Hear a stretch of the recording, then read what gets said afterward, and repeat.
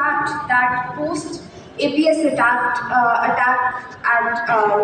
in Peshawar, PICA was introduced by the government of the time, and it was as the to control electronic crimes.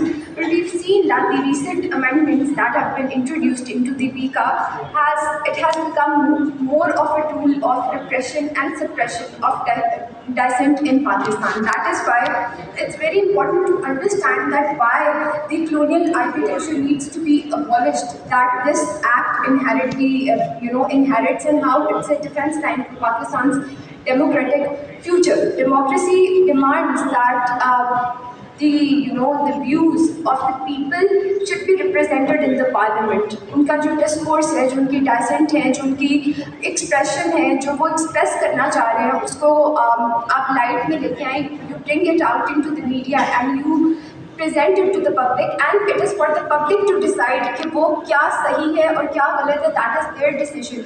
So instead of suppressing the dissent, instead of suppressing their views, it's very important कि उस democracy के spirit को preserve किया जाए.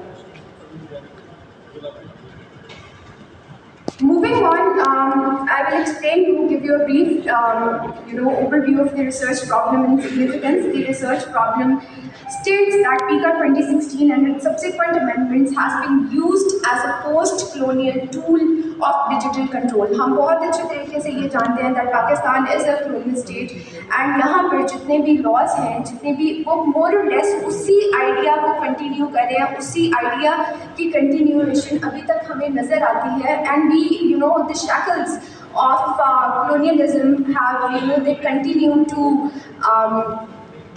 stop the progress of Pakistan. और पाकिस्तान उस तरह से कर नहीं पा रहा. जो हमारी अमेंडमेंट्स हैं, जो पीका में आई हैं, उनकी वजह से जिस तरह से डाइसेंट और पॉलिटिकल जो व्यू पॉइंट्स हैं लोगों की, उसकी जो ब्रॉड वर्डिंग है, उसकी जो ब्रॉड टर्म्स हैं जिनके बेसिस पे डाइसेंट को रोका जा रहा है, डिस्कोर्स को ख़त्म किया जा रहा है, इट इज़ मोर और less a tool of colonialism. It replicates colonial legal logics to suppress dissent and regulate online speech. और इसकी रिसर्च की सिग्निफिकेंस क्या है?